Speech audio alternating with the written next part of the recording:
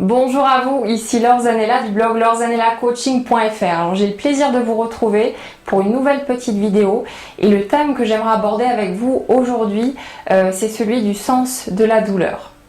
Alors la douleur, qu'elle soit physique ou morale, c'est quelque chose en général qui est assez désagréable. Rien qu'à entendre le mot douleur, on a tendance à faire la grimace. C'est pas quelque chose qui évoque un sentiment très positif à l'intérieur de nous. Mais ce que j'ai envie de vous dire, c'est que cette douleur, et ici on va parler de la douleur émotionnelle, elle n'est pas gratuite, elle n'est pas là pour rien, comme d'ailleurs la douleur physique.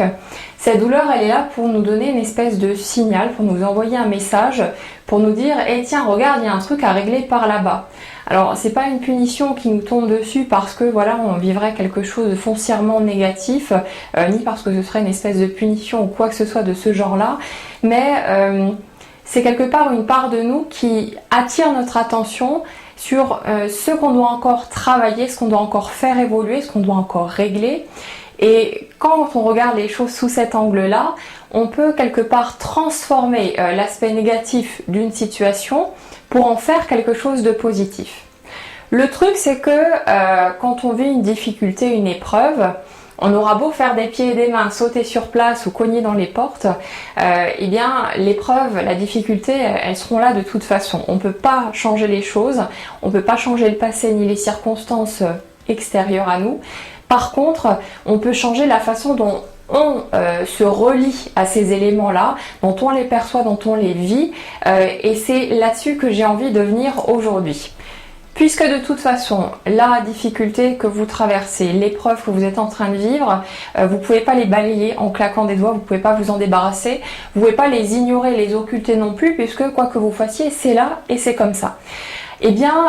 puisqu'il n'y a pas le choix que de faire avec, autant chercher à transformer tout ça en quelque chose de positif pour soi-même. Et la manière, je dirais, la plus simple de le faire, c'est de commencer justement à se servir de cette expérience douloureuse au premier abord pour continuer son cheminement personnel, pour trouver où aller mettre le doigt, pour savoir où braquer le projecteur et pour se dire bah tiens oui, si ça me blesse, si ça me pique, si je me sens en colère, c'est que ça fait écho à quelque chose à l'intérieur de moi qui n'est pas guéri, qui n'est pas réparé. Et du coup, en vous servant de ça, en vous appuyant là-dessus pour aller chercher ou regarder comme une espèce de radar, de boussole, et bien là, ça va pouvoir devenir une expérience positive pour vous, parce que même si l'expérience en elle-même n'est pas positive, voire est très négative, et bien pour vous, ça va devenir quelque chose de constructif, parce que vous aurez décidé d'en faire quelque chose de constructif. Donc la question à se poser, c'est toujours celle-ci. Qu'est-ce que je peux faire à partir de là pour utiliser cette expérience et continuer à grandir, pour continuer à évoluer,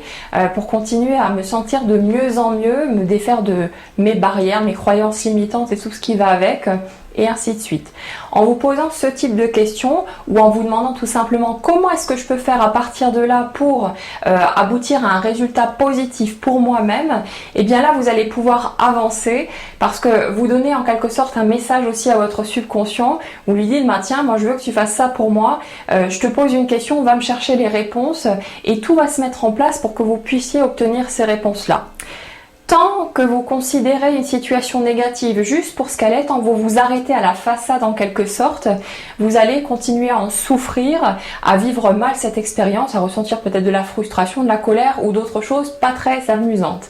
Par contre, à partir du moment où vous recadrez votre attention sur ce que vous pouvez en tirer de positif, sur ce que vous pouvez faire de constructif pour vous à partir de là, là votre émotion va commencer à changer parce qu'au lieu d'être focalisé sur le problème, vous commencez à vous focaliser sur la recherche de solutions et ça change vraiment toute la donne. Donc ce que je vous propose de faire, c'est de jeter un petit coup d'œil dans votre vie actuelle ou dans votre passé, de voir des éléments qui suscitent encore des émotions négatives en vous, des éléments sur lesquels vous êtes peut-être resté accroché, par rapport auxquels vous n'avez pas encore trouvé un sens, quelque chose de positif, et de commencer à vous demander maintenant, voilà, à partir de cette douleur, à partir de cette souffrance, qu'est-ce que je peux apprendre pour moi-même? Qu'est-ce que je peux faire pour transformer cette expérience en quelque chose qui sera favorable pour moi?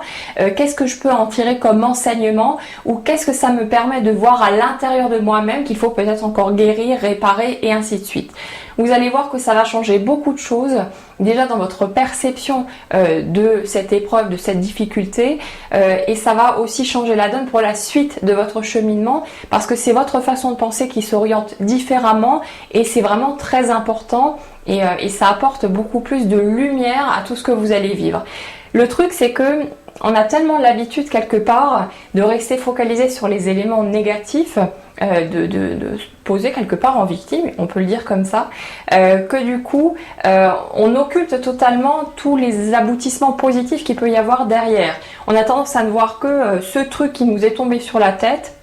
à se dire que voilà, c'est la malchance, c'est la vie, c'est les autres et ainsi de suite.